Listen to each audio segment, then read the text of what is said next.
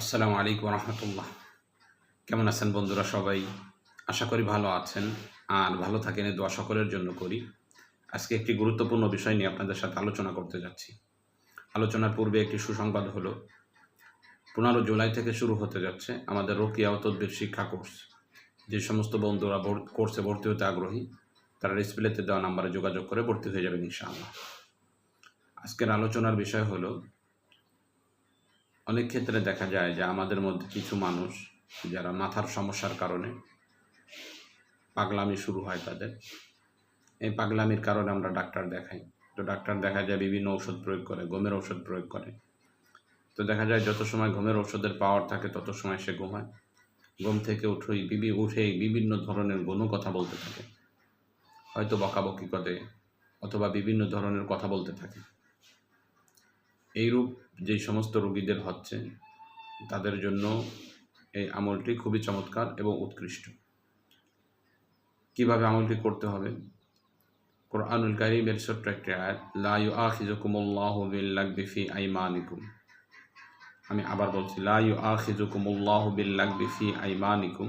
এতটুকু শুধু ইখলাসের সাথে জাফরান কালি দ্বারা লিখে একটা মাদুলিতে ভরে যেই লোক বেশি ঘন কথা বলে এই লোকের মাথায় বেঁধে দিতে হবে। তো এটা যদি তার মাথায় কষ্ট করে একবার বেঁধে দিয়ে কিছু দিন রাখতে পারেন, তাহলে দেখতে পাবেন যে আলহামদুলিল্লাহ আল্লাহ তাআলার অশেষ মেহেরবানিতে এই লোক যেই ঘন কথাগুলো বলতেছিল, যেই বকা দিতেছিল, যার কারণে বাড়ির লোকেরা দিন নাই রাত নাই সবসময় সে তার মতো করে কথা বলে যাচ্ছে, এইরূপ যে একটা সমস্যার সম্মুখীন সে হচ্ছে, এই সমস্যাটা ইনশাআল্লাহ চলে যাবে। আয়াতটি হলো, লা ইউআখিযুকুমুল্লাহু বিল্লাগবি ফি আইমানিকুম। এতটুকু শুধু লিখতে হবে, অতিরিক্ত আর কিছুই লেখা লাগবে না। এতটুকু লিখে শুধু যারা ঘন কথা বলে তাদের মাথায় বেঁধে দিতে হবে। বাকি উন্মাদ রোগের জন্যে যারা পাগল হয়ে গেছে, এই পাগলকে সুস্থ করার জন্যে আমাদের কয়েকটি ভিডিও রয়েছে এবং আমাদের বইগুলোতে ব্যাপারে দীর্ঘ আলোচনা রয়েছে। অতএব যদি কোনো ব্যক্তি উন্মাদ রোগ হয় তাহলে তার জন্য উন্মাদ রোগের চিকিৎসা প্রয়োগ করতে হবে।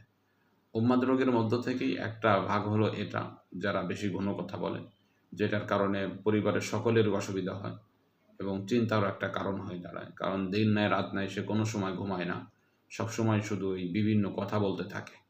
এরূপ অবস্থা যখন দেখা দিয়ে থাকে তখন তার জীবনও যেমন কষ্টের মধ্যে থাকে এবং যারা তাকে দেখাশোনা করে তারাও তার জন্য কষ্টের মধ্যে থাকে।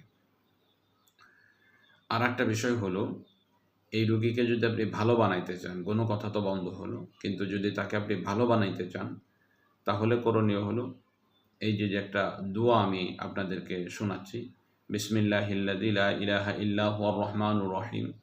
এই দোয়াটি প্রতিদিন ফজরের নামাজের পরে তার রোগীর মাথার উপর ডান হাত রেখে এই দোয়াটি 7 বার পাঠ করে তার মাথায় ফুঁক দিতে হবে। এই আমলটি যদি 21 দিন বা 41 দিন পর্যন্ত করতে থাকেন, যেই সমস্যাটা উন্মাদ রোগের সমস্যা, মাথার সমস্যার কারণে যেই অসুবিধা তার হচ্ছে, এই অসুবিধাগুলো ধীরে ধীরে চলে যাবে ইনশাআল্লাহ। এটা একটা সহজ আমল, যে কেউ এই আমলটি করতে পারে। আমলটি হলো বিসমিল্লাহিল্লাযী লা ইলাহা ইল্লা হুয়ার রহমানুর রহিম। 7 বার পাঠ করে ফুঁক দিতে হবে। প্রতিদিন এই আমলটি চলমান রাখলে ভালো ফায়দা পাওয়া যাবে ইনশাআল্লাহ। তো আজকে এ পর্যন্তই। দেখা হবে অন্য কোনো দিন অন্য কোনো বিষয় নিয়ে। আসসালামু আলাইকুম ওয়া রাহমাতুল্লাহ।